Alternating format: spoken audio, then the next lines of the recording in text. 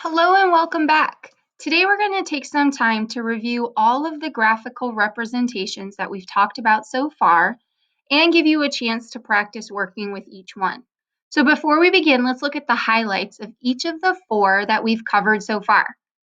The first one we covered was a circle graph, sometimes called a pie chart. The nice thing about circle graphs is that they are a really great visual to show how the different categories compare to each other. For example, I can look in this circle graph and see that the number of people who prefer no sports is much smaller than the number of people who prefer football because this wedge is a lot smaller than this wedge.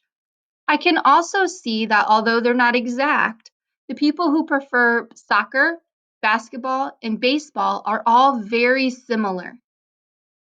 Almost always, circle graphs are represented in percentages, but that doesn't mean that you can't find the actual number of people who prefer those different categories.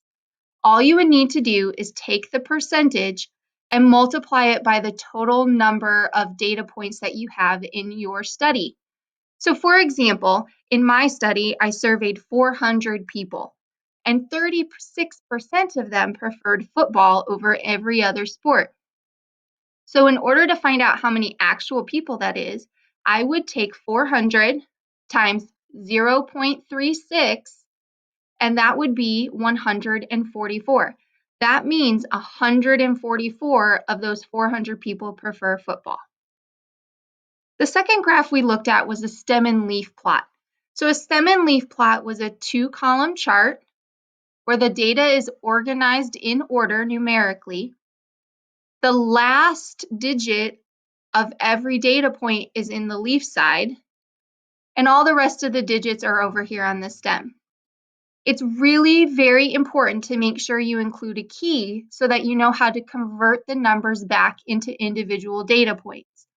For example, this 1, 2, that could have been 1.2, 12, 120, 1,200. I would have no idea without the key. But looking at the key, I can see that the stem number is the ones digit and the leaf number is the tenths digit.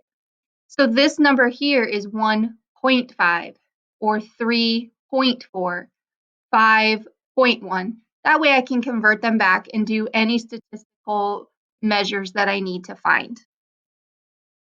The third data representation that we looked at was a histogram. So a histogram was very similar to a bar graph, but some of the key differences were that the x-axis is a continual number line and that the data got grouped into what we call bins or intervals. That meant I didn't make a bar for every single data point, I grouped them together. So I went and I grouped all of the data between 60 and 64 and made a bar for it. All of the data between 65 and 69 and made a bar for it. The y-axis was the frequency. So this told you how many data points were in that bin or interval. So right here between 60 and 64, there were 3 data points. Between 75 and 79, there were 10 data points. Just be sure when you are graphing histograms that you leave no spaces between the individual bars.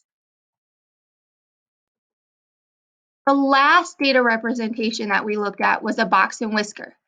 Box and whisker graphs are really nice to be able to see the distribution of data because it groups it into 4 equal groups.